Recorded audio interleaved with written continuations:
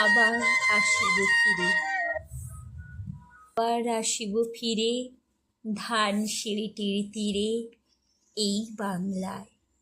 হয়তো মানুষ নয়, হয়তো বা শঙ্খচিল শালিখের বেশে, হয়তো ভোরের কাক হয়ে এই কার্তিকের নবান্নের দেশে কুয়াশার বুকে ভেসে একদিন আসিব এ কাঁঠাল ছায়ায়।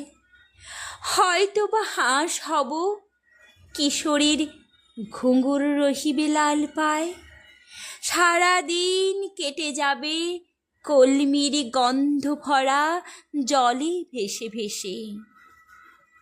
আবার আসিব আমি বাংলার নদী মাঠ ক্ষেত ভালোবেসে, জলাঙ্গির ঢেউয়ে ভেজা বাংলার এই সবুজ করুণ ডাঙায়।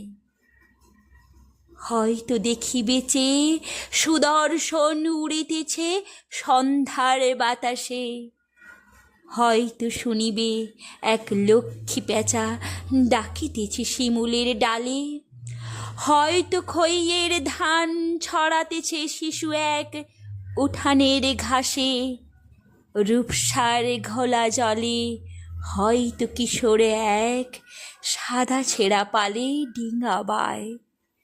রাঙা মেঘ সাঁতারায়ে অন্ধকারে আসিতেছে নীড়ে, দেখিবে ধবল বক, আমারে পাবে তুমি ইহাদের ভিড়ে।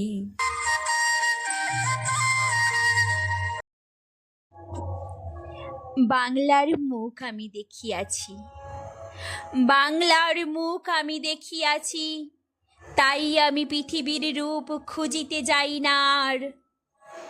অন্ধকারে জেগে ওঠে ডুমুরের গাছে, চেয়ে দেখি ছাতার মতন বড় পাতাটির নিচে বসে আছে ভোরের দোয়েল পাখি। চারিদিকে চেয়ে দেখি পল্লবের স্তূপ, জাম বট কাঁঠালের হিজলের অশ্বত্থের করে আছি চুপ। ফণি মনসার ঝোপে সটি বনে তাহাদের ছায়া পড়িয়াছে, মধুকর ডিঙ্গা থেকে না জানি সে কবে চাঁদ চম্পার কাছে এমনি হিজল বট তমালের নীল ছায়ার বাংলার অপরূপ রূপ দেখেছিল।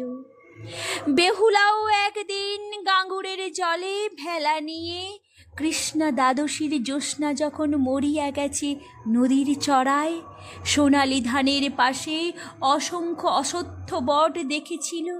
হায়, শ্যামার নরম গান শুনেছিল। একদিন অমরায় গিয়ে ছিন্ন খঞ্জনার মতো যখন সে নেচেছিল ইন্দ্রের সভায়, বাংলার নদ নদী ভাটফুল ঘুঙুরের মতো তার কেঁদেছিল পায়।